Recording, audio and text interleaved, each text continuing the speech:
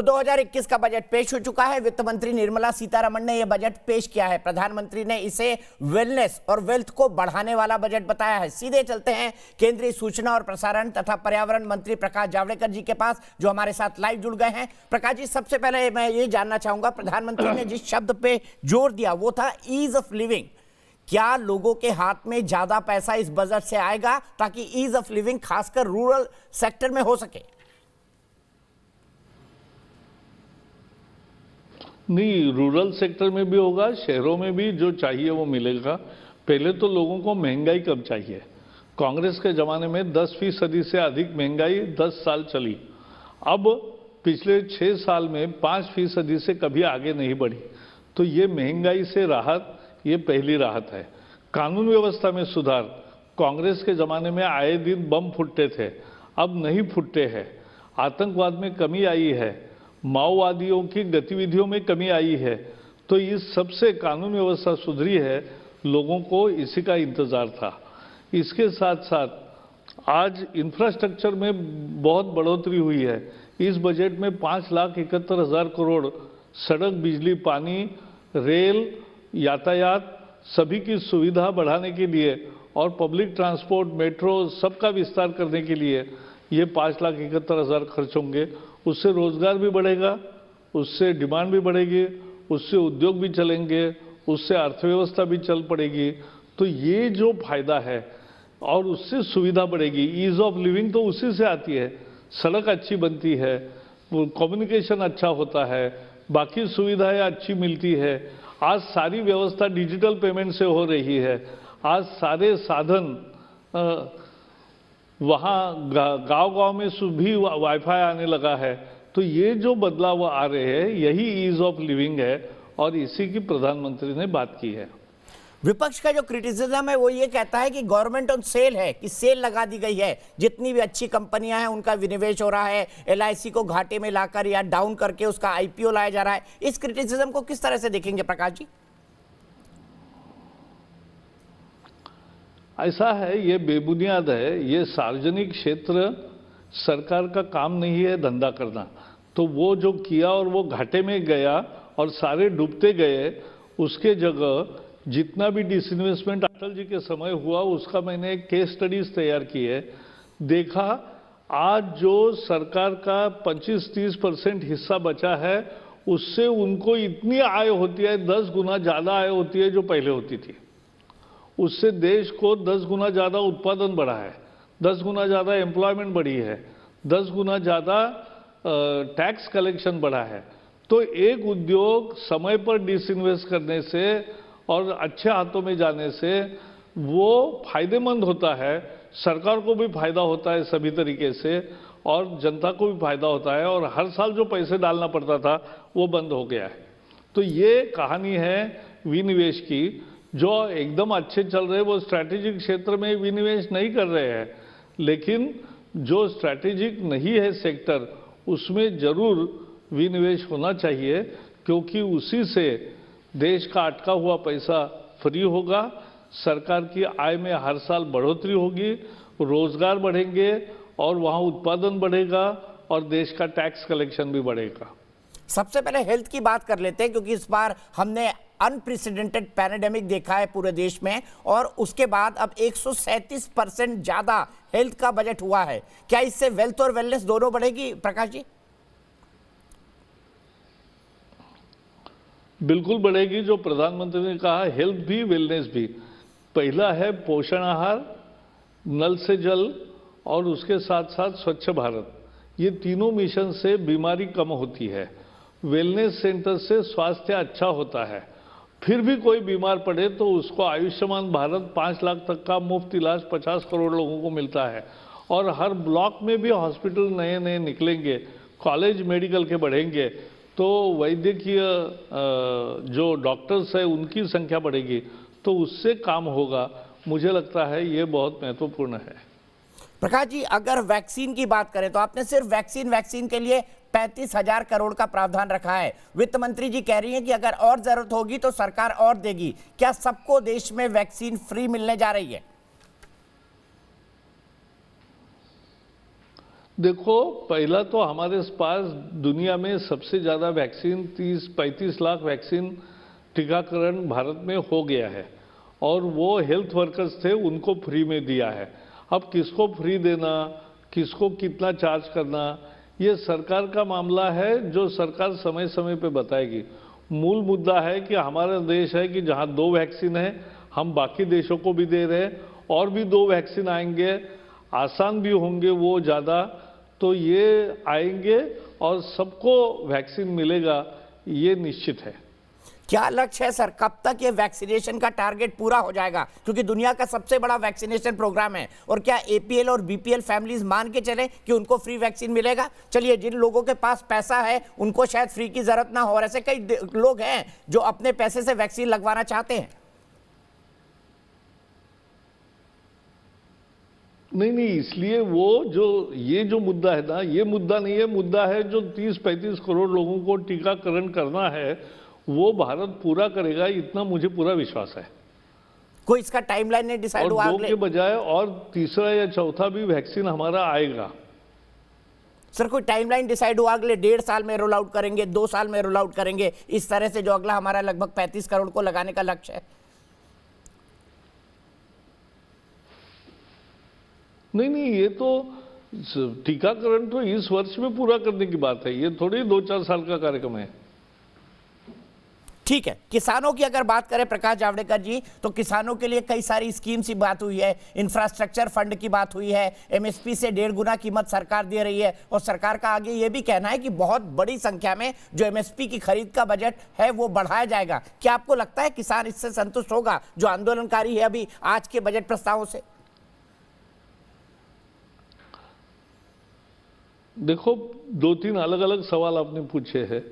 पहले तो किसानों के लिए इतना काम मोदी सरकार ने किया है कि जो 60 साल में पहले नहीं हुआ था। अटल जी के सरकार ने किसानों की दर्द सुन के स्वामीनाथन कमीशन की नियुक्ति की थी कि किसान को चाहिए लाभकारी मूल्य, तो लाभकारी मूल्य कैसे तय होगा। उन्होंने फॉर्मूला दिया कि कॉस्ट प्लस 50%, तो वो 2006 में बताया, लेकिन 14 तक कांग्रेस सरकार ने उसको रिकमेंडेशन को स्वीकार नहीं किया। मोदी सरकार ने वो स्वीकार किया और एमएसपी बढ़ाकर दिया, और आज पंजाब के किसान जो आंदोलन करते वो भी कहते कि एमएसपी बढ़ाकर मिला है, एपीएमसी में खरीद हुई है, लेकिन ऐसी जारी रहनी चाहिए। अब ये जानबूझकर गलतफहमी तैयार करने का ये 3 राजनीतिक दल जो वहाँ है उन्होंने पंजाब में ये किया है। क्यों नहीं तमिलनाडु, केरला, तेलंगाना, आंध्रा, महाराष्ट्र, गुजरात, मध्य प्रदेश, छत्तीसगढ़, झारखंड, बिहार, उड़ीसा, आसाम, बंगाल, उत्तराखंड, हिमाचल, यहाँ के क्यों नहीं किसान आंदोलन में आ रहे? वो क्या किसान नहीं है? इसलिए नहीं आ रहे कि लोग समझ रहे कि ये नए कानूनों से उनका फायदा हो रहा है। उनका ये मांग थी, ये उनके मांग पर ही तैयार किया है। पंजाब में जो गलतफहमी जानबूझकर फैलाई गई है, गुमराह किया गया है, हमें पूरा विश्वास है कि हम सच्चाई बताएंगे, सब समझेंगे और ये खत्म होगा आंदोलन।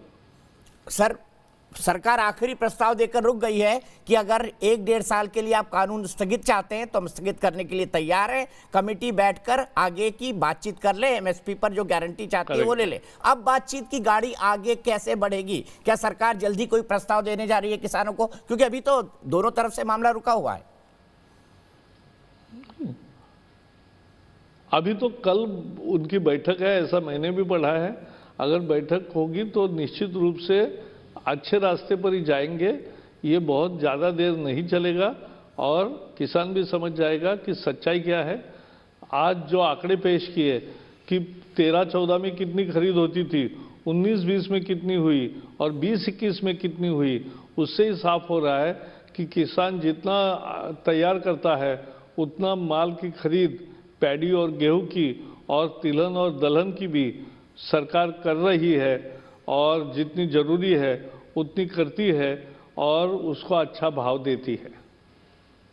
क्या कुछ किसान संगठनों ने इसे ईगो इशू बना लिया है, या ये किसान संगठनों के बीच ही एक पॉलिटिकल इशू बन गया है? क्योंकि हम देख रहे हैं मुखर तौर पर कुछ पॉलिटिकल पार्टीज अब इस किसान आंदोलन के समर्थन में उतर आई हैं। क्या कहती है और सरकार इसको कैसे व्यू करती है? ऐसा है, जब आंदोलन इस दिशा में हो कि कल चर्चा होने वाली हो, तो उस दिन ज़्यादा कमेंट न करना ही सबसे अच्छा होता है, क्योंकि उसी से हम आगे बढ़ सकते हैं और गलतफहमी नई पैदा नहीं होती है। ठीक है प्रकाश जावड़ेकर जी, दूसरा मैं आपसे जानना चाहूंगा, जो बात हम लगातार सुन रहे थे, हमने भारतीय जनता पार्टी के मैनिफेस्टो में सुना कि आने वाले समय में हम $5 ट्रिलियन की इकोनॉमी का लक्ष्य पूरा करेंगे। क्या कोरोना जैसे पेंडेमिक के बाद क्या उस लक्ष्य से हम दूर हो गए?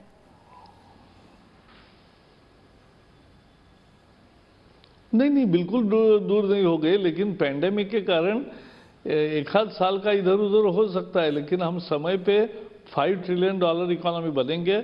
हम सही रास्ते पर लौट आए हैं और अगले 2-3 वर्षों में और इसका तेजी से विकास होगा, तब हम $5 ट्रिलियन का उद्देश्य सफल करेंगे।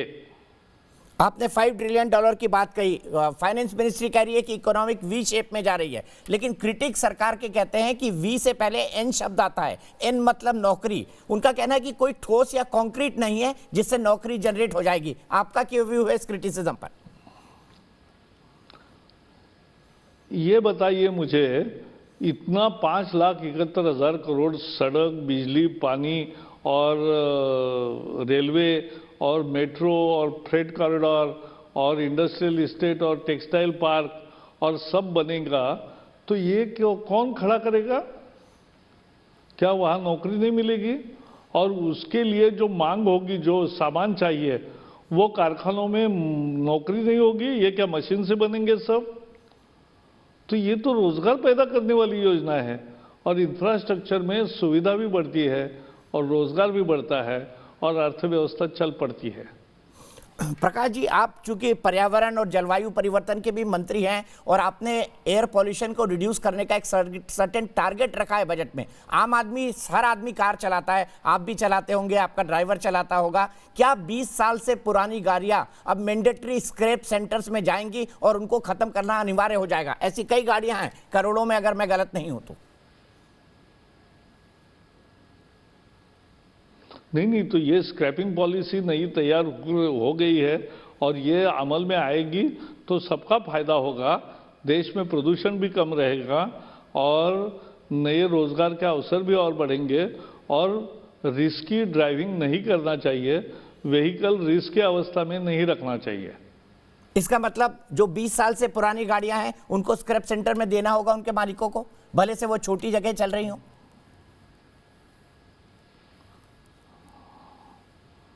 नहीं, वो ऐसा है, उसके नियम तो वो विभाग पूरा करेगा, तैयार करेगा, तब लोगों से परामर्श भी करता है, उनका फीडबैक भी लेता है और उसमें कब तक के कंसेशन देना है और ये सब बातें उसमें आएगी।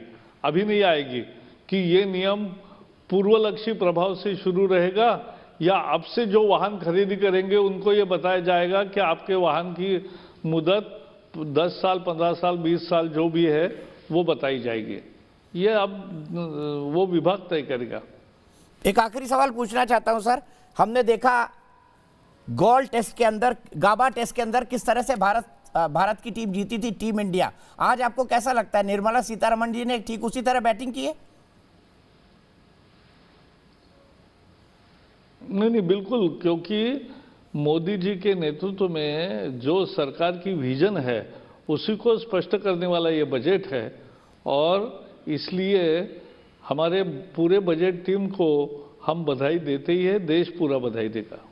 बहुत बहुत शुक्रिया प्रकाश जावड़ेकर जी, हमसे जुड़ने के लिए, हमसे बात करने के लिए। मुझे पता है आपको आगे की मीटिंग्स के अंदर जाना है और आपका बहुत सारा टाइम हमने ले लिया है, इसलिए आपका बहुत बहुत शुक्रिया। तो ये थे प्रकाश जावड़ेकर जी जो बता रहे थे। सबसे पहली चीज उन्होंने ये बताई कि सरकार ने अभी तक इस बारे में नियम कानून तय नहीं किए हैं। हालांकि वैक्सीन के लिए 35,000 करोड़ का फंड रखा गया है, लेकिन सरकार को अभी भी नियम बनाने हैं कि किसको फ्री में वैक्सीन दी जाएगी और किसको नहीं। जो दूसरी महत्वपूर्ण बात उन्होंने बोली, नई स्क्रैप पॉलिसी के अंदर नई कारों को 20 साल के बाद स्क्रैप में देना है या पुरानी कारों को, इसके बारे में भी नियम कानून अभी तय होना है। तीसरी बात, बड़ी बात उन्होंने किसान आंदोलन के बारे में कही कि हमें उम्मीद है कि किसानों से जल्दी ही बातचीत शुरू होगी। कल किसान संगठनों की एक बैठक है जिसके बारे में वो आगे का फैसला लेंगे। किसान संगठन और सरकारों के बीच बातचीत रुकी हुई है। चौथी, उन्होंने उम्मीद जाहिर की है कि $5 ट्रिलियन की इकोनॉमी का जो लक्ष्य इन्होंने इस कार्यकाल में रखा है उसको सरकार जरूर पूरा करेगी।